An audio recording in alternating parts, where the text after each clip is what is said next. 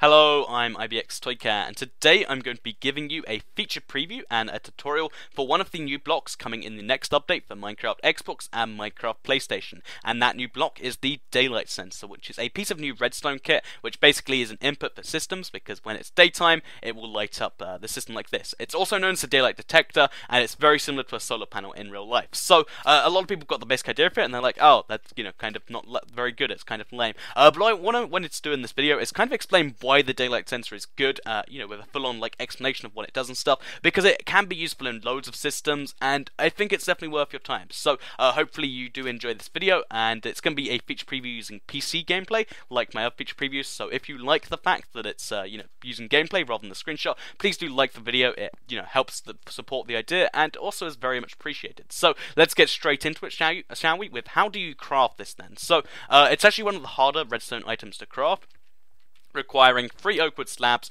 3 pieces of glass, and 3 nether quartz. So you actually have to go to the nether before you can even, make this thing. But it is worth the time doing all that stuff, and, isn't insanely hard to make, because once you have the daylight sensor, you can place it down, and it's a pretty useful part of many redstone systems. So you might be thinking to yourself, oh, I guess you could use it to, I don't know, blow up some TNT when it's turned to daytime, or have a minecart which only runs at the daytime. But there are some really cool opportunities you can use here, and I think it's definitely worth pointing out some of them. So I'm going to point out 2 fairly obvious ones, but ones that I think you should know, because, they're the tip of the iceberg as far as how cool you can get with this. So, first example, you have a door which you want to be open during the daytime, because you don't want to deal with having to press a lever or something, but you want it to shut at night time so zombies don't walk into your house, for instance, or, other players even. So, a way you could do this is you just have a daylight sensor, and you just hook it up straight to your house. So, as long as this daylight sensor isn't blocked and it can see the sky, whenever it's daytime, it will light up, and whenever it's nighttime, it will shut the door. I could show you that my command block, and I'll do so in a second. So, yeah, it's really, really simple, right? And it makes things very, very easy, because as soon as things fade, the door will actually shut. So I'm going to press my magic time passing command block a few times here, and as you can see, after the 3rd press, it's turned nighttime, and that means that the daylight sensor ran out of power, and it's of course shut the door. It's quite a simple thing, and it's quite cool. So now it's nighttime, zombies can't get in. They can try and bust in, but it's not going to work, and that's quite useful, of course. So that's the daylight sensor just being a simple door.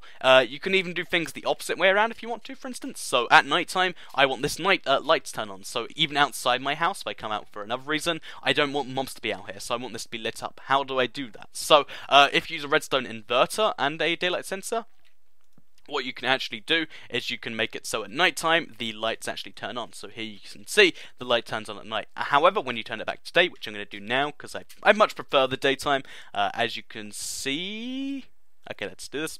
As you can see, the light turns off and the door opens. So when it's daytime, the door's open, the light's off. When it's nighttime, the door's shut and the light's off. And this is just 2 really basic examples. As you can see, these are really basic circuits. But then imagine what you can do with this, and then you combine it with pistons. So you could, for instance, you could have the roof of the house open when it's daytime. You could have it shut when it's nighttime. You could do that with a massive building, and have lights turn on when it's nighttime and stuff. And there's just so many really cool possibilities. So yeah, I'm really excited for the daylight sensor, because it means you can have stuff which is based on time, which is just an entire new dimension for redstone in my opinion, because, another example, you want to have a minecart system that only transports your goods during the day, so you can't have people do that, and you want to lock people in your spawn so they can only catch the minecart when it's day, and they, can't get mobs in at night, because, people who don't have privileges can still hurt the world if there's mobs. You can do that way. It's just a really cool feature that I'm looking forward to. So, I hope you enjoyed this little feature preview for the daylight sensor. Its name escaped me for a second there. If you did, please do like it and let me know. Let me know what you want me to cover next, because I'm working my way for a lot of these feature previews, and you can check some more feature previews by checking out my channel. I hope you enjoyed this little feature preview, and I'll see you guys in the next video.